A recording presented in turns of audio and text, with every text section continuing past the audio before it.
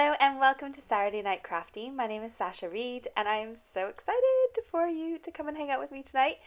I got bored of normal cards, so I decided to do a style change tonight. So this is still the standard card size, but we're going to change it up because I just felt like I needed a change in life. So I've got the measurements here. I'm going to do it for both versions, whichever you use. So whether you've got A4 like we do in the UK, or whether you've got the 8.5 by 11 inch cardstock like you would have in North America. So the difference between them is this. Our cardstock here is just slightly longer, and the cardstock in other places is slightly wider. So that's the only difference when card making.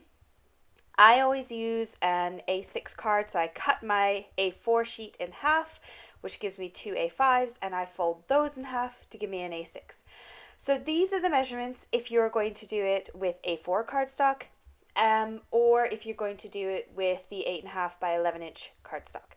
So you can pause the screen here, write down your measurements, and then that way you've got them all ready to go, and whatever card base you're working with, this will work with it. Now, I apologize if the measurements are wrong with the 8.5 by 11 inch. Please put that in the comments and then I will rectify it in the description box if I have got it slightly wrong, because I didn't actually make a full card out of it. I did cut up all the base pieces and made sure that they worked, but you know what, it's YouTube and things go wrong. So the first step I'm going to do is cut my little panel to go on the top of my card, and I always make it just slightly smaller. So I'm going with 3 centimeters smaller or 1/8 of an inch smaller, just to give me a nice little edge to my card. Now I'm going to cut a little panel to go on the top of it. I wanted like a little flip up panel. Sometimes you have cards that you want to give to people and you don't have like a massive message you want to say to them. Sometimes I just want to say happy birthday, hope you have a great day, because I'm just giving a card to someone I don't know that well, but I like giving people cards, so I don't have a big message to write in them. And this card is kind of perfect for that, because you're going to have a little message just under that little panel there, and then a whole lot of pretty on the top. And that's kind of what I was going for. I wanted something different, something unique, and something where if I write a little message, it's not going to look a bit lost and a bit silly on my whole entire big card. So I like layers, as if you've watched my last video, I did layers, and I always say layers are key. They're really good. It makes your card kind of pop a bit more and also kind of blends it together, pulls it together, I think. This is my removable adhesive. There's lots on the market. This is the one that I tend to use because it was nice and cheap and it comes off every single time. So I'm just putting a little bit on the back of there just to hold it in place. You don't want too much because no matter how removable it is, sometimes it still rips. I've also got a new roll. This is mint tape, which is basically post-it note tape in a full-size sticky roll. So the pink one is the one that you've seen in lots and lots of videos. I ordered that from AliExpress. I'll put those links down below for you if you want to find some. But Natasha Foot has been using this 4-inch mint tape, and I thought, actually, I really want the slightly wider tape, and I hadn't seen it anywhere else. So I bought that from scrapbook.com with some money that a lovely subscriber sent me, and so I treated myself to some of this mint tape and tried it out. And it's really nice. It's exactly the same as the pink tape that I get from AliExpress, same kind of sticky, just paper, post-it paper, and it's great because you can die cut out of it. So it's nice and wide, and you can sort of die cut out any sort of masked shapes that you might want for your project. So I've stuck down that top panel, and now I've gone ahead and stuck down that circle, and now I'm going to make a border.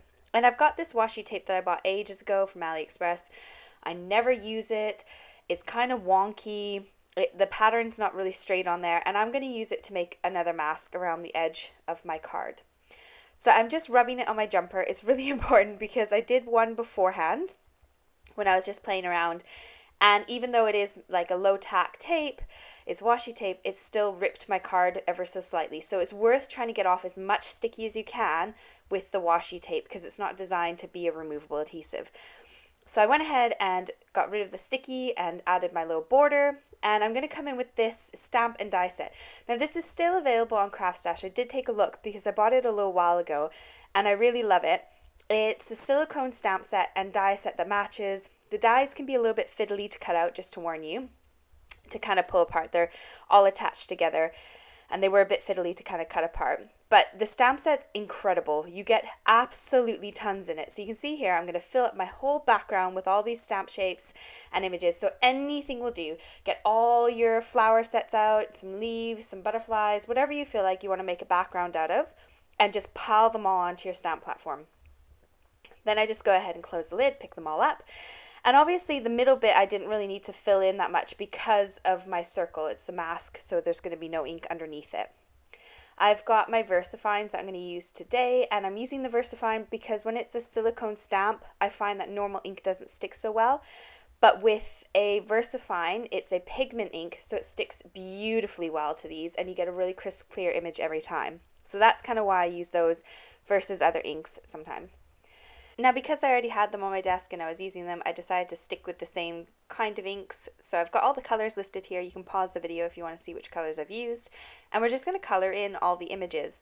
And we're going to kind of do the messy coloring because I find coloring the lines takes too long sometimes. So I've got my little brushes. I've got a second set of these now. I love them so much. I've got 2 sets now. So I've got something like 30 or 40 of these brushes. And I just kind of chuck them in a little bin on my desk. And then I take them and I wash them probably every couple of weeks. And I just get, you can get these little silicone makeup cleaner brush thingies. Or not brushes, they're like a silicone mat. And you just rub your brush on with a little bit of washing up liquid. Comes out perfectly. Leave it to dry overnight. Bob's your uncle, you can carry on the next time. So all I'm doing is using a paintbrush to add some detail. Don't forget paintbrushes, you can pick up ink with those, they work really well.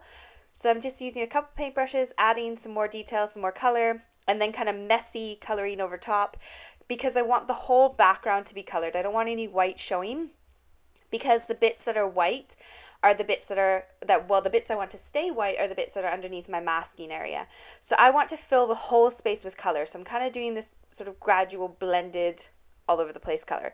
Now be careful when removing your tape. Remember to go slowly and pull it back on itself, and then you should avoid getting any ripping and tearing of your paper. But I love this. It's given this beautiful, clear, crisp border all the way around. And it just, I don't know, it looks cool. And I love the reveal. I love pulling it all off. Now, word of warning, before you go pulling all your masks off, if you've used a pigment ink, just give it like half an hour to an hour to dry because I started smudging it when I was pulling it all off. So you'll see in a second I put another fingerprint down because I forgot I'm using pigment ink and it kind of sticks. Now thankfully my removable adhesive stayed on the back of my little panel, otherwise I would have just rubbed it off with my finger onto that first panel here, the big one. But I didn't need to, so that's good. I'm going to stick it down with liquid glue. Sorry, I'm just so excited about my card. I had so much fun with it. I'm going to put the liquid glue on so I can wiggle into place and get my beautiful border all nice and even. And then you can see I put the fingerprint on there. So I did walk away. I made some lunch, made a coffee, and then I came back and finished the rest. So when you want to stick your card panel down, the other trick you can do is take a scrap bit of paper and rub over top of it, and then you don't get the smears. So this is an hour later.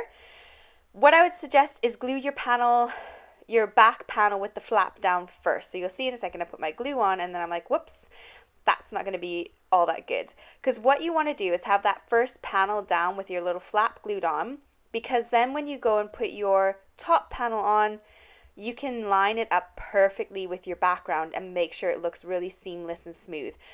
So the reason for my weird dimensions on the little panel, with it being an extra centimeter longer, is to account for the fact that we folded it. So where that fold line is not quite a centimeter, but it allows us to line it up perfectly so it's not shorter than the card base, if that makes sense. So if you look at my measurements at the very beginning, it's about a centimeter or whatever not an eighth of an inch, a 16th of an inch or something like that. The really smallest measurement you can get. Now when you stick on your little panel, you can line it up perfectly with those background lines and then it looks seamless, and I love that look. It looks so good. Now I did leave it to dry, but I'm not going to rub. I'm going to make sure I go over that. And then we're going to go and show you how to remove those little marks. It's super easy. As long as it's not a blob of ink, you can get rid of it. I've got these sand erasers. You can get the Faber-Castell ones, but if you honestly go to any stationery store or I got the pink one from B&M, which is just an overall general store, and went into the stationery section. If you get a sand eraser, you can remove those smudges no problem. It just takes off the tiniest layer of the card and you can't even tell, and it gets rid of any ink smudges every single time. As long as it's not a blob, you can get rid of it. So there's our base of the card. I think it looks fab, and now we're going to kind of glitz it up a little bit and add a little bit more character to the card, a little bit more texture. I've got a set of stamps from Alina's shop on AliExpress. These are her latest sentiment and die set. So it kind of has a sentiment for almost every occasion. Didn't have thank you in it, but it did have happy birthday, and it has extra happies, so you can kind of change up if you want to have a different happy. You'll see that in a minute. I use a couple of them. So I use my stamp platform so I can stamp it a couple times. These are silicone stamps again, so I'm using that same pigment ink to kind of add the same continuity of color throughout my project. All I have to do is line up the die over top. You've got like 4 little circles on each corner, 4 circles, 1 on each corner, and you just line it up and run it through your die cut machine, and then you get these gorgeous little personalized sentiments cut out. Really quick and easy to do. If you want a sentiment stamp set that's got some of everything, this is quite a good one. I quite like how they're all different fonts as well. Now, while I'm assembling the rest of the card, I just wanted to have a little heart-to-heart and say a massive thank you to everyone. I had a video a couple weeks ago just kind of sharing about what's been going on in life and why I was a little bit absent for a while. And I've had almost 400 people message me, and it's been really heartwarming. You guys have just brought, tears to my eyes, and I feel really loved, and I'm really grateful, and I'm really thankful for this YouTube family because you guys do care, and it's really nice, and I do feel loved and cared for. So I'm sorry I haven't replied to all the messages. It was just kind of overwhelming, but I am thankful and grateful to you for them. Also, I wanted to say that if you would like to join me on Facebook, I do have a Facebook group, so if you'd like to pop over there and share any of your makes, we take all kinds of crafting. There's some rules pinned to the top of the board, and make sure you answer all the questions to get approved in, otherwise we won't allow you in, just because it kind of weeds out the sort of weird computer versions of people or spammers or whatever it might be. So they're just very simple questions. You just answer them and then we'll approve you in, and you can join us on Facebook. And I do have my Instagram where I post photos of projects I make for design teams or just projects I make on the side, maybe something I've done for my kids. I kind of try and post pictures there. And also, I had several amazing people over Christmas say, I would like to give you something, and asked me if I had anything set up for that. And I know there's the Buy Me a Coffee app, but I'd never registered for it. But I have gone ahead and registered for that now. So if you're one of those people, that link is in the description box. But please don't feel like you need to, because honestly, comments and likes and your love is just so much and means the world to me. And that love is just more than enough. So I'm going to go back to the video now.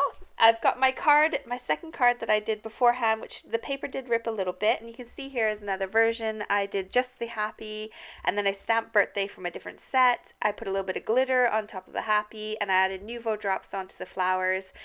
And they're just 2 different kinds of stamp sets there that you can work with. So one was a background stamp, and the other one was just the images. So I hope you had fun today. I hope you give this a go. It's a nice card that will fit into a standard size envelope, but it's different. And actually you can stand it up. I did stand it up on my desk, and it will stand up and kind of prop itself up with that little flap. So thank you so much for joining me today, and I can't wait to see you again next week. Take care. Bye.